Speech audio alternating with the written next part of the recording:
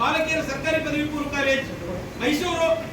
ಅದರ ಜೊತೆಗೆ ಇನ್ನೋರ್ವ ಮುಖ್ಯ ಅತಿಥಿಗಳಾಗಿ ಆಗಮಿಸಿರುವಂತಹ ಶ್ರೀಯುತ ಶಿವಮಲ್ಲು ಸರ್ ಅವರು ಉಪನ್ಯಾಸಕರು. ಅವರು ಸಹ ನನ್ನ ಜೊತೆಗೆ ದಿನಾಂಕ 31/7/2026 ಇಟ್ಕೊಂಡು ಒಂದು ಕಾರಣಕ್ಕೆ ಅವರು ಇಲ್ಲಿ ಹಾಜರಾಗಿದ್ದಾರೆ.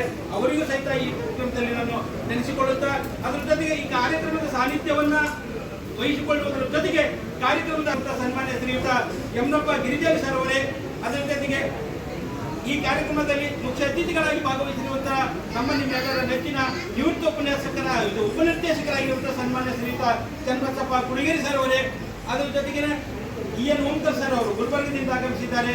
ಹಾಗೇನೆ ನಮ್ಮ ಕುಮಾರಸ್ವಾಮಿ ಸರ್ ಅವರು ವಕೀಲರು, ಅವರು ಸಹಿತ ಆಗಮಿಸಿದ್ದಾರೆ.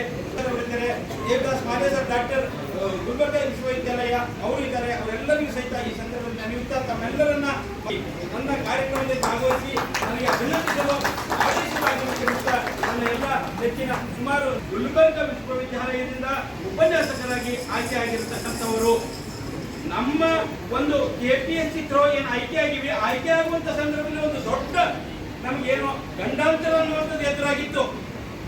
ಎಲ್ಲ ವಿಭಾಗದ ನಮಗೆ ಸುಮಾರು 6 ತಿಂಗಳು ಲೇಟ್ ಆಯ್ತು. ಕಾರಣ ಒಬ್ಬ KPSC ಮೆಂಬರ್ MSW ಮುಗಿಸಿರುವಂಥ ವಿದ್ಯಾರ್ಥಿಯನ್ನ ಅವ್ರು ಏನ್ ಮಾಡ್ತಾರೆ ಇಂಟರ್ವ್ಯೂ ಮಾಡಿಸಿದ್ರು.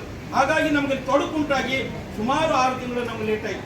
ಆ ಸಂದರ್ಭದೊಳಗೆ ಇವರೇ ಶಿವಮಲ್ಲು ಸರ್ ಇದ್ದಾರ, ಕಂಬಣ್ಣ ಸರ್ ಅಂತಿದ್ದಾರ, CM ನಾರಾಯಣ ಸರ್ ಅಂತಿದ್ದಾರ, ಹಾಗೇನೆ ಇನ್ನು ಹಲವಾರು ನಮ್ಮ ಸಮಾಜ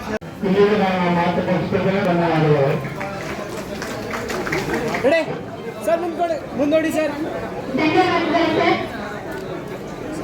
wait sir, wait. Right sir.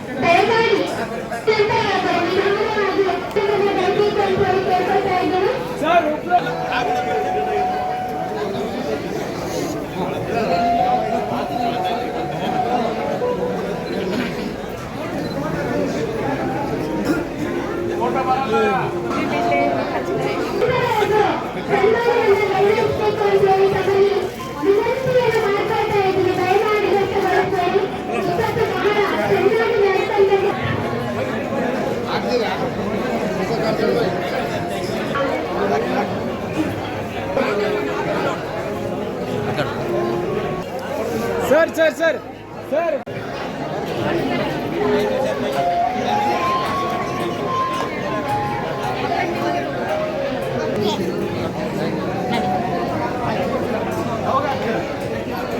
ಇರಲಿ.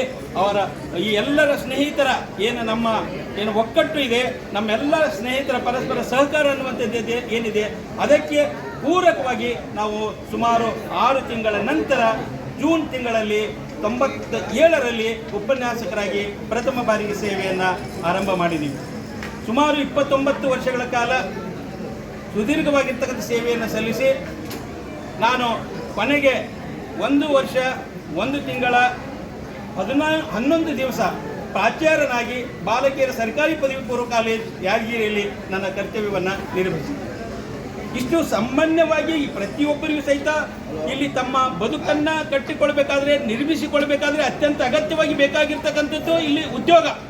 ಆ ಉದ್ಯೋಗವನ್ನು ನಮಗೆ ದೊರಿಬೇಕಾದ್ರೆ ಶಿಕ್ಷಣ ಅನ್ನುವಂಥದ್ದು ಅತ್ಯಂತ ಪ್ರಮುಖವಾಗಿರ್ತಕ್ಕಂಥ ಘಟ್ಟ. ಯಾವುದೇ ಒಬ್ಬ ವ್ಯಕ್ತಿ ಬದುಕಿನಲ್ಲಿ ಬೆಳಕನ್ನು ಕಾಣಬೇಕಾದ್ರೆ, ಯಶಸ್ಸನ್ನು ಕಾಣಬೇಕಾದ್ರೆ, ಅರ್ಥಪೂರ್ಣವಾಗಿರ್ತಕ್ಕಂಥ ಬದುಕನ್ನು ನಿರ್ವಹಿಸಿಕೊಂಡು ಹೋಗಬೇಕಾದ್ರೆ ಅಲ್ಲಿ ಬೇಕಾಗಿರ್ತಕ್ಕಂಥದ್ದು ನಮಗೆ ಶಿಕ್ಷಣ. ಪ್ರತಿಯೊಬ್ಬರು ಸಹಿತ ತಿಳ್ಕೊಳ್ಬೇಕಿದು. ಯಾಕೆಂದ್ರೆ ಶಿಕ್ಷಣ ಇಲ್ಲದೆ ಇದ್ರೆ ನಮ್ಮ ಬದುಕು ಕೆಳಕ್ಕೆ ಹೋಗಿಬಿಡ್ತದೆ. ಅತ್ಯಂತ ಕೀಳರಿಮೆಯಿಂದ ನಮ್ಮ ಬದುಕಬೇಕಾಗ್ತದ್ರಿ. ನನ್ನ ವೈಯಕ್ತಿಕವಾಗಿ ಏನೂ ಬೇಕಾಗಿಲ್ಲ ಇಲ್ಲಿ. ನನಗೆ ಇಡೀ ಸಮಾಜ ಅನ್ನುವಂಥದ್ದು ಅಭಿವೃದ್ಧಿ ಆಗಬೇಕಾಗಿದೆ, ದೇಶ ಅನ್ನುವಂಥದ್ದು ಅಭಿವೃದ್ಧಿ ಆಗಬೇಕಾಗಿದೆ.